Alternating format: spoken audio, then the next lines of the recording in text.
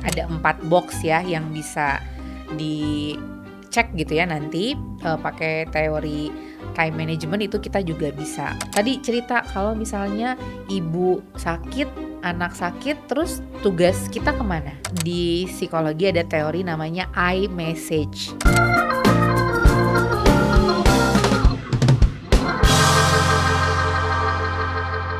Hai Precious Mamis, kemarin kan kita udah ngebahas nih masalah apa aja yang dihadapi sama mompreneur alias mami dan entrepreneur. Nah kali ini kita mau kepoin apa aja sih yang kita perlukan supaya kita bisa jadi semakin cakap sebagai mamis dan entrepreneur. Tentunya bersama dengan ketemu lagi bersama Bu Uga dari Generasi Cakap. Hai Bu Uga. Hai Bu Jen dan Precious Moms. Iya, buat mamis-mamis nih yang belum sempat nonton episode kita yang kemarin, nah aku mau minta tolong dong Bu Uga untuk supaya jelasin lagi nih Generasi Cakap tapi recap sedikit aja. Oke, Generasi Cakap ini adalah sebuah biro konsultasi psikologi dan juga HR yang concern banget untuk membangun generasi yang lebih cakap atau lebih produktif dan juga relevan dengan ke dengan tren masa kini lah, seperti itu. Yes, dengan ada latar psikologis juga ya Iya, tentunya. Jadi betul. bisa banget untuk kita semua para mamis ya. Nah, yang kemarin nih segudang masalah yang dihadapi oleh mama-mama itu dengan multi perannya.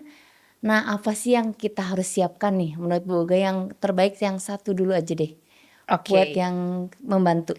Oke, karena kita tahu ya, jadi beberapa permasalahan soal mamis yang juga entrepreneur, tadi itu yang pertama multi peran, terus juga seringkali mereka lupa serve dirinya sendiri, jadi serve others-nya terlalu sering, terlalu banyak dan juga sampai lupa serve dirinya sendiri dan juga seringkali, lupa boundaries ya. Iya betul. Nah, gimana sih supaya kita tetap bisa jadi mompreneur yang lebih cakap ataupun juga lebih, waras gitu Iya. ya.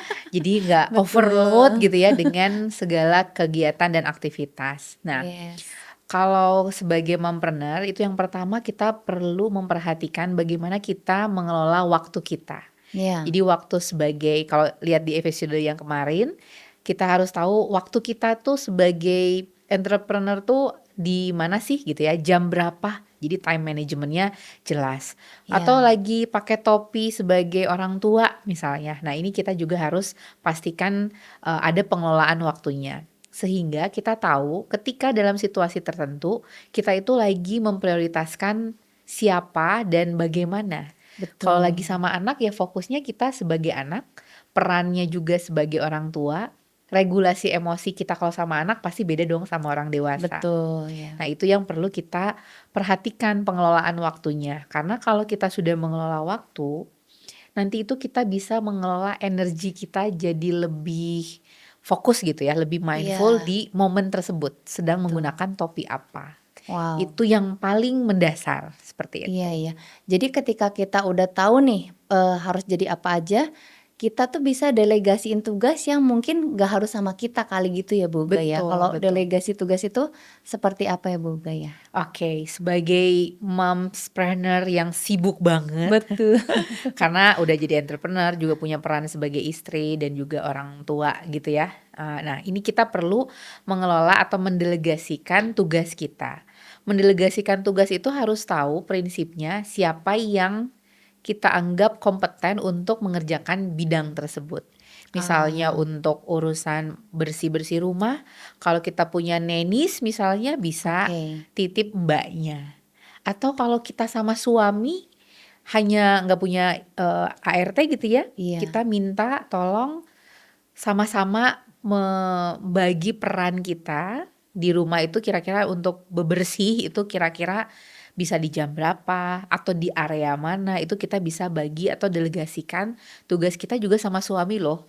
Iya Yang penting betul. suaminya terbuka ya untuk, mengerjakan pekerjaan rumah karena kan ada pria misalnya atau, pasangan kita yang mungkin value-nya adalah, tugas rumah tuh tugas istri gitu kan, itu Ah, juga iya. ada. Tapi kalau memang sudah bisa dikomunikasikan, itu sebenarnya kita bisa mendelegasikan tugas sama suami ataupun pasangan, asalkan punya rules-nya jelas. Oh, rules Rules ini penting rules ini ya? penting, Oke, gimana nih? sepenting kayak kita waktu mau, menikah gitu ya, ada nggak rules Mmm, yang diomongin di depan. wow. Misalnya, rules-nya itu nggak boleh high pitch gitu ya, suaranya nggak boleh, Mmm. tinggi gitu kan, atau udah bener-bener nggak boleh selingkuh, itu kan udah ada rules-nya Oh iya gitu ya. dong. Itu kan sebelum menikah sudah Iya. ada. Pun sebenarnya ketika sesudah menikah itu kita perlu ada rules-nya di rumah. Wow. Rules-nya misalnya tadi ya, kalau kita misalnya, oh ya saya akan berbagi perannya itu, oke saya misalnya mencuci baju, kamu yang jemur ya, misal gitu Mmm. ya. Iya Itu iya. untuk yang pembagian peran atau pembagian area area rumah yang harus dibagikan perannya. Oh ya kalau misalnya di dapur itu mama ya khusus untuk mama gitu ya. Papa misalnya hanya garasi dan ruang tamu misalnya. Oh, Tapi oke kan juga cukup ya. membantu ya Atau untuk bagi per lantai kali ya, Bu? bagi per lantai boleh, pokoknya areanya itu bisa dibagi. Nah itu Iya kan iya. yang penting disepakati. Jadi memang ada rules-nya. Terus misalnya kalau misalnya pakai mbak misalnya, oh mbak itu hanya bisa bantu sampai area tertentu atau untuk urusan pakaian misalnya pakaian suami tetap istri doang yang pegang misalnya. Oke. Itu yang memang kita perlu diskusikan atau kita perlu, buatkan rules-nya. Itu bisa Mmm. harapannya bisa bantu sedikit meringankan tugas mami-mami ini ya di rumah, kayak gitu. Iya. Apa nih kalau di Ibu Jen tugas yang paling berat yang Ibu Jen rasain? Bagi waktu sih bener ya, karena Mhm, kan ada kesibukan untuk keluar, untuk meeting, untuk, melakukan bisnis gitu, mencari supplier, cari apa. Nah itu tuh memang lumayan lah. Jadi aku, udah belajar time management juga kan, boga. Nah akhirnya memang pada akhirnya kita menyerah di punya ART lah akhirnya. Karena untuk mmm, kerjaan rumah tuh ibu-ibu, para mamis tahu sendiri ya, kayaknya nggak beres-beres gitu. ada Nah aja. akhirnya jadi delegasinya ada untuk Mbak untuk mengurus rumah lah, Mhm. setidaknya, ya sebagian besar udah terurus gitu. Jadi kalau misalnya pengelolaan waktu kan itu ada yang do it by yourself atau delegate, atau kita kerjain ya kerjain sendiri atau bener-bener kita, ya udah nggak kita kerjain gitu kan. Itu Iya juga bisa betul, dibagi pakai teori, time management juga bisa itu sebenarnya. Ada iya, 4 box ya yang bisa dicek gitu ya nanti, pakai teori time management itu kita juga bisa pakai sih sebenarnya di nggak cuma di kerjaan tapi di rumah tangga juga bisa dipakai. oke.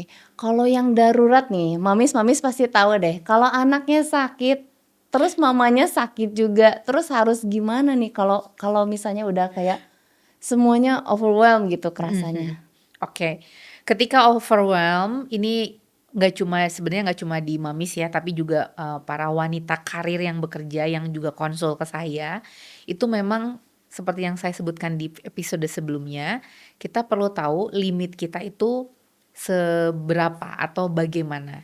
Jadi kita tahu bahwa misalnya saya cuma bisa mengerjakan atau apa ya, misalnya kalau kalau lagi sakit deh misalnya, kalau lagi sakit yang bener-bener saya nggak bisa ngapa-ngapain kalau lagi sakit, sebelum menstruasi misalnya ya, itu kan Mmm. juga cukup menguras energi. Jadi kita udah bilang sama pasangan kita, kita punya tanggal itu di tanggal berapa, jadi dia bisa ancer-ancer. Kalau emang kita Ah, nggak bisa iya. ngapa-ngapain, beliaulah atau pasangan kitalah yang harus standby ya. Jadi kita nggak bisa ngandelin orang lain selain pasangan kita, misalnya seperti itu. Tadi cerita kalau misalnya ibu sakit, anak sakit, terus tugas kita kemana? Iya Kita harus betul. tahu nomor darurat selain suami itu siapa. Mungkin Mmm, mertua kalau ada, kakak atau adik ipar, itu juga bisa jadi safety net yang kedua. betul. Ibaratnya nomor, Safety net ya? safety net atau nomor darurat yang kedua, karena biasanya nomor darurat pertama adalah pasangan. Tapi kan tadi ya, kita juga pasangan kita kerja gitu kan, kitanya ternyata sakit atau anak kita sakit, berarti kita harus punya safety net yang kedua dan itu suami atau pasangan kita itu juga harus tahu siapa yang paling bisa dihubungi gitu ya ketika kita lagi darurat, seperti itu. Mmm. Tentunya kalau untuk dengan pasangan atau suami kan Mamis juga pasti ngerasain ya, maksudnya ada tantangan tersendiri nih cara ngobrolnya, cara apa, yang mungkin bisa dibagi tipsnya, Bu? Mhm, oke. Untuk komunikasi ya, Komunikasi ya, benar komunikasi benar nih benar. sama pasangan, itu di psikologi ada teori namanya I message. Oke. I itu I gitu ya, I itu Iya, kalau bahasa Inggrisnya kan I atau saya. iya. Jadi ada namanya I message. I message ini dipakai untuk mengkomunikasikan sesuatu supaya lawan bicara kita mengerti maksudnya dan dia tidak merasa disalahkan. Biasanya Betul. nih kalau suami misalnya ya, nyimpen handuk di mana gitu kan, terus biasanya, lupa nutup, rak atau pintu, terus misalnya pasangannya suka bilang gini, "Kamu tuh ya kurang ABCD," misalnya gitu ya. Itu kan jadinya you message, Oh, kamu, depannya oke. tuh kamu. Kalau kalau di konseling nih khususnya, kalau orang disebut kamu duluan, bukan saya, kamu itu kayak memojokkan, Defensif ya langsung ya? defensif, betul. Tapi kalau kita menggunakan I message, saya lihat Hmm. kamu belum menyimpan handuk di tempatnya deh. Jadi yang disebut Wow. duluan tuh saya. Saya melihat, saya merasa, saya rasanya kamu kurang hadir nih sama keluarga kita, soalnya main HP mulu gitu kan. Wow, ya Tapi good yang banget. kata-kata di depannya itu saya. Saya merasa, saya berpikir, saya melihat, baru kamunya atau perilaku dianya disebutkan. Itu harapannya antar pasangan itu bisa lebih empatik karena kita nggak ngerasa dipojokin sama pasangan kita. Termasuk komunikasi sama anak kali ya, Bu, Gaya, Yes, kalau itu kalanya udah emosi, udah pengen marah, overwhelm gitu, gimana? oke. Kalau sama anak ini yang paling, tapi ini tuh harus dipraktikkan dan nggak cuma diomongin ya. Iya Jadi iya, karena sama anak itu kita kan harus lebih sabarnya lebih luas gitu kan, lebih betul. besar, lebih ya lebih luas lah gitu ya. Kita punya ruang kesabaran dan yang harus kita perhatikan setiap anak itu punya karakternya, punya, eee, kepribadiannya berbeda-beda. Jadi waktu saya kuliah, saya tuh diajarin gini Bu Jen, kita tuh sebagai orang tua harus tahu anak itu termasuk jenis kertas ukuran berapa. Kalau anak Oh, desain tahu nggak sih, iya iya iya. kertas tuh ada duplex ya yang tebal Betul banget, betul. ada kertas yang 80 gram buat print-print tugas kuliah, ada Betul. kertas yang 70 gram, ada kertas apalagi Bu, banyak kan Iya, banyak jenisnya. banyak. Sama anak juga kayak gitu. Oh, Tugas kita sebagai orang tua supaya bisa berkomunikasi dengan anak kita harus tahu anak kita ini kertas yang jenis yang mana. Jangan-jangan anak kita ini yang kertasnya 70 gram. Jadi rapuh gitu ya? rapuh, jadi nggak bisa Oh, kalau kita high pitch suaranya tinggi tuh nggak bisa, harus yang soft mmm. spoken gitu ya, Iya iya karena iya, dia 70 gram. Tapi betul. beda sama kalau anak kita kertas duplex, yang mana pakai pulpen dia masih nggak bolong, pakai spidol nggak nembus ke belakang. Iya, bener bener. Nah, semakin kita jeli menghadapi anak kita itu ukuran atau gramasinya berapa, kertasnya seperti apa, kepribadiannya kayak gimana, saya harus ngajak ngomong dia yang seperti apa. Ini harapannya kita bisa berkomunikasi dengan sesuai kadarnya anak kita. Kalau kita tahu kan jadinya dia juga bisa nerima, kayak Iya iya. gitu. Berarti komunikasi tentunya dengan empati berarti kalau Mhm, kayak gitu ya, Bu, Gaya? betul, Gimana kita cara ngomong sama suami, sama mhm. anak juga. Nah, saya mau, menyimpulkan, terima kasih banget nih Bu kita udah bahas lagi nih tentang apa aja yang harus kita persiapkan, selain tadi perlu time management, kita perlu juga kenali diri kita sendiri, terus kita juga perlu delegasi ya berarti kan, Mhm, harus diperbaiki cara delegasinya, terus udah ada rules juga dan komunikasi yang empat. empatik. Nah, Mamis terima kasih banget. Nanti kita mau ada episode selanjutnya itu lebih ke solusi yang praktis yang benar-benar bisa langsung dilakukan supaya Mami semakin cakap, semakin keren, semakin good untuk melaksanakan tugasnya sehari-hari.